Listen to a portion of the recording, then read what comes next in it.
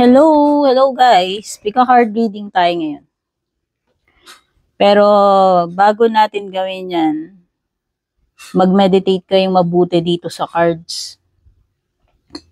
Etong reading na to ay para lang sa mga simpleng tanong na nasasagot ng yes or no. Or kung kayo yung tao na naghihintay kayo ng confirmation or ng sign. No? So yan na, ulitin ko. Pang simpleng yes or no question lang ito. So dapat yung tanong nyo ay nasasagot ng yes or no or kung naghihintay kayo ng go signal or sign.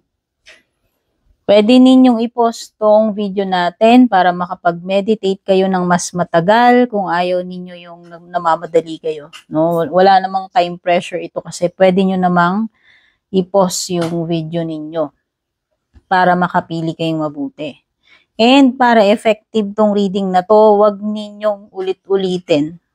Ibig sabihin, one time ka lang kumuha ng sagot. One time ka lang mag-pick. Kasi pag inulit-ulit mo na yon, unreliable na yon. No? Kung ako tatanungin, mas effective once lang. Kung anong nakuha mong sagot, yun na yun. Pero kumbaga tagalan mo yung pagme-meditate mo, pakiramdaman mong bago ka pumili, pakiramdaman mo munang mabuti alin dito talaga sa mga cards yung nafi-feel mo. Okay, sabi ko simple question lang, nasasagot ng yes, no, or kung nag-aantay ka ng confirmation sign. Okay? At kung bago po kayo dito, please don't forget to like, follow, or subscribe. Sa mga nakapag-like, follow, subscribe, maraming salamat. Sa mga nag-avail ng personal readings natin, nag-avail ng subscription sa FB, nag-join ng membership sa YouTube. Maraming salamat sa support, mga lagi nag-aabang ng mga readings natin. Okay. So, I assume nakapili na kayo. Siguro naman, na-post nyo na itong video at nakapag muni-muni na kayo. So, ang movement natin is mula dito sa taas. Papunta sa baba. Unahin ko na to, yung mga nakapili nito. Sagot sa tanong mo, I know. Etong second card, yung mga nakapili nitong sagot sa tanong mo, big yes. Yan, exclamation pa, bongga. Yung mga nakapili naman itong sagot sa tanong mo, ay yes. Huwag ka lang sumuko. Huwag ka lang mawalan ng pag-asa, mag-give up agad. Huwag mong tigilan. Kasi posibleng oo. Okay?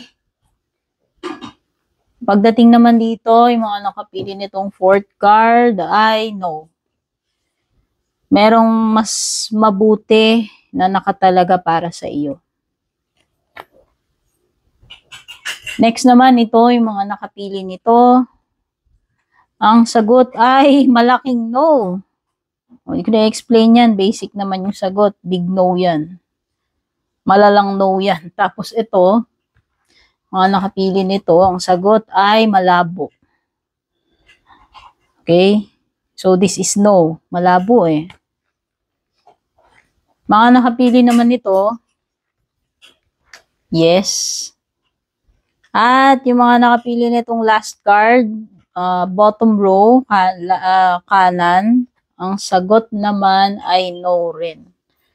Siguro mag-explore ka na lang ng ibig sabihin ng choose a new direction, ibaling mo na lang sa iba yung attention mo, mag-explore ka na lang ng iba. Huwag lang ito. No. Okay?